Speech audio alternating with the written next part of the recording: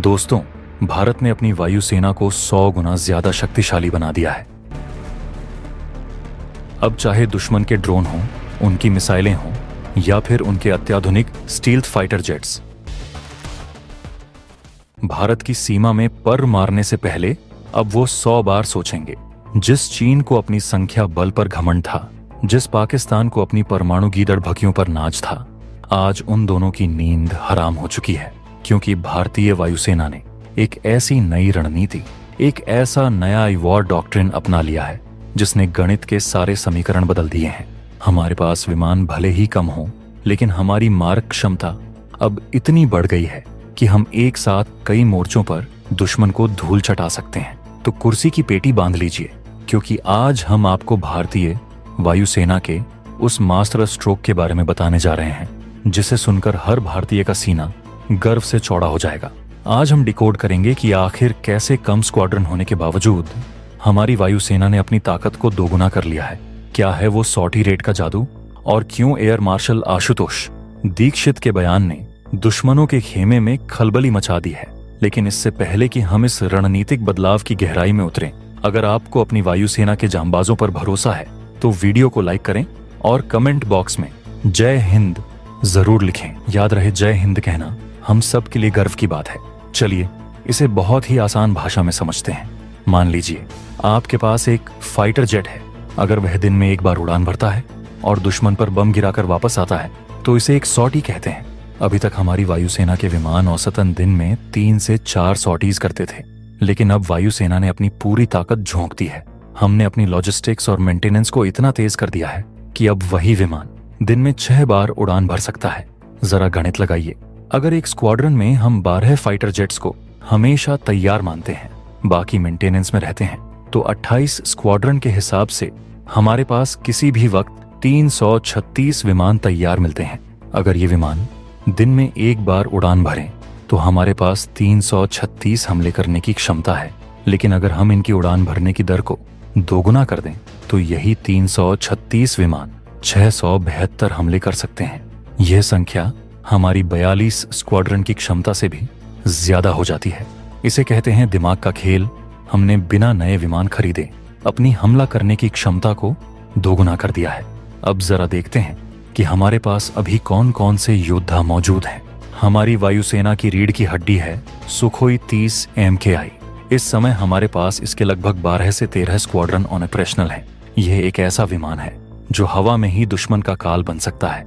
इसके बाद बारी आती है मीडियम कैटेगरी के फाइटर जेट्स की, जिसमें 3 स्क्वाड्रन MiG-29 UPG की हैं। ये अपग्रेडेड विमान हैं जो किसी भी आधुनिक खतरे से निपट सकते हैं। इसके अलावा हमारे पास 3 स्क्वाड्रन मिराज 2000 की हैं।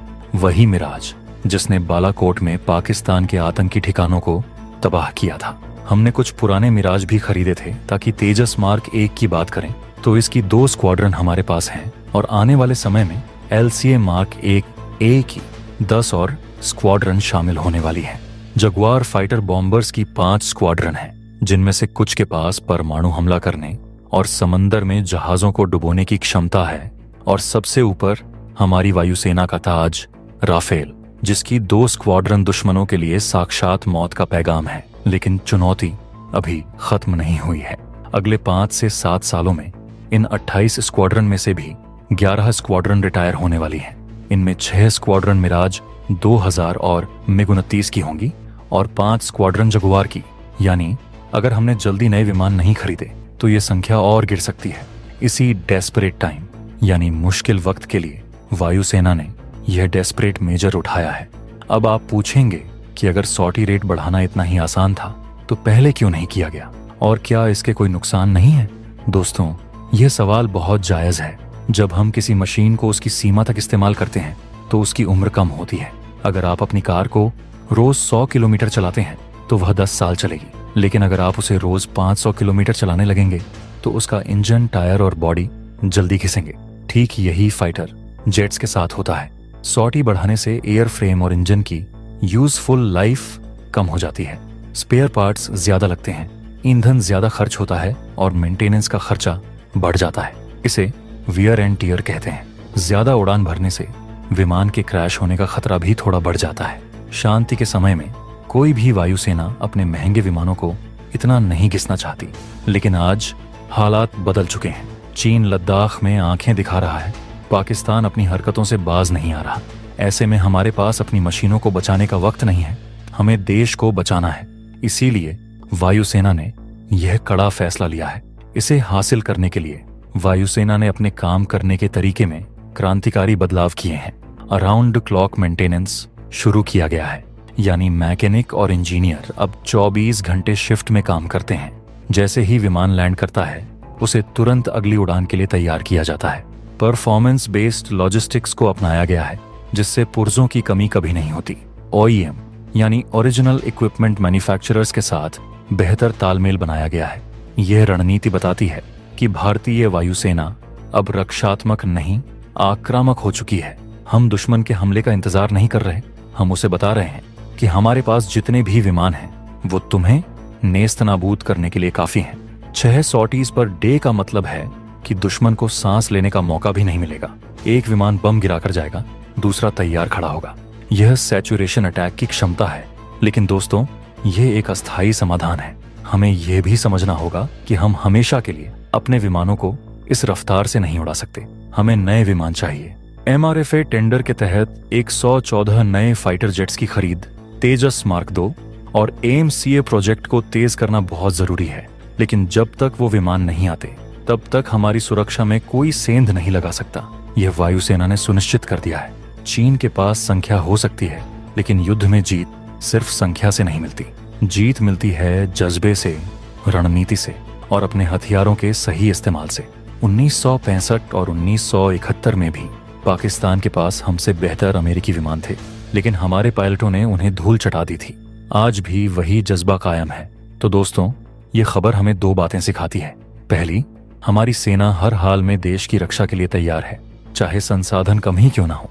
और दूसरी, हमें अपनी रक्षा खरीद प्रक्रिया को तेज करना होगा, ताकि हमारे जांबाजों को वो मशीनें मिलें जिनके वो हकदार हैं। अब आप लोग मुझे बताइए, वायुसेना की इस नई रणनीति पर आपकी क्या राय है? क्या आपको लगता है कि सॉर्टी रेट बढ़ाकर हमने चीन और पाकिस्तान को करारा जवाब दे पाएंगे, या फिर आपके पास इससे भी बेहतर कोई सुझाव है? और क्या सरकार को जल्द से जल्द 114 नए फाइटर जेट्स की डील फाइनल करनी चाहिए? अपने विचार, अपने सुझाव और अपनी राय नीचे कमेंट बॉक्स में विस्तार से लिखें। मैं आपके हर एक कमेंट का इंतजार करूंगा। और हाँ, अगर आपको लगता है कि हमारी वायुसेना दुनिया में बेस्ट है, तो इस वीडियो को लाइक करना बिल्कुल न भूलें। इसे अपने दोस्तों, परिवार और हर उस ग्रुप में शेयर करें जहां देश की सुरक्षा पर चर्चा होती है। चैनल को अभी सब्सक्राइब करें और बेल आइकन दबाएं, ताकि डिफेंस की दुनिया की ऐसी ही धांसू और एक्सक्लूसिव खबरें आप तक सबसे पहले पहुंचें। मिलते हैं अगले वीडियो में एक और बड़े खुलासे के साथ। तब तक के लिए जय हिंद, जय भारत।